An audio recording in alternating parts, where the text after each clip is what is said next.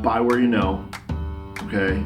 And it's absolutely key. You mentioned before that I have 700 rental units, and I do. I only own them in two places, and one is Pittsburgh, which is where I'm originally from, and I've stopped buying there, but I still have real estate there, and Los Angeles, where I know the area.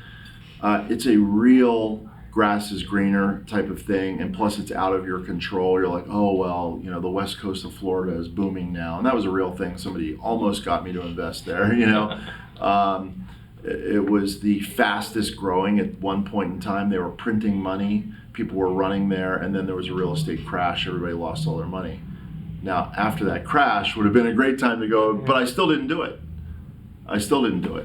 So I buy only where I know. There are real estate titans that buy all over the place, and they have a very tight criteria.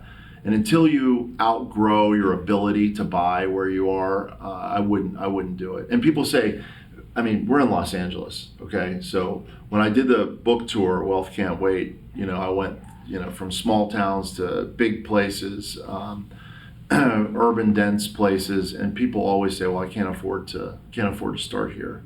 LA is so expensive, but go where you know. And that's off on a different subject. I'll get back to that. Go where you know. I always buy value add, and the simplest way to say that, and it's a little oversimplified. I'll say that first. The oversimplified way is you buy the worst house in the best neighborhood. Right. So of course it doesn't have what's the worst house in the best neighborhood? Okay, well the best neighborhood's Beverly Hills. Let's say. What's the worst house in Beverly Hills look like? So you don't have to do that. What you need to do is you buy a ramshackle place in an emerging neighborhood, right? So there are lots and lots and lots of areas in LA, and you can see with the population growth and the density, where things are growing. I sort of have a rule of thumb on that, and that is I wait until things are 25% gentrified already, which means you've missed the boat for the earliest, easiest steal, right? But you also know it's actually happening. Because if you want to be the first person in or the second or third or fourth person in, it will turn, but it might be 20 years from now. Well, I don't have that kind of time to wait. So I wait till it's already turning, right? And you've already missed the juiciest part, maybe, but we know it's happening now. Right. And all the current people in the current area are like, oh my gosh, did you see what that house sold for? They're crazy, right?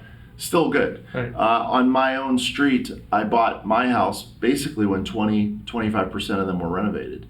Now, 80% are renovated. You buy a house on my street and the renovation is already priced in, so it's too late. So somewhere in there is the sweet spot. So value add, and then it has to cash flow.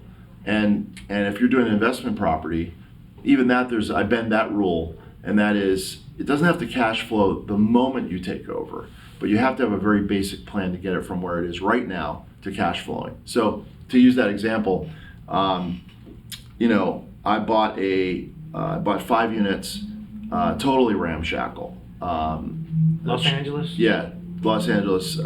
Chastity, my executive assistant, will do property management on the smaller stuff that I do. And she took one look at this place. She's like, this one you cannot buy, right? We bought it anyway.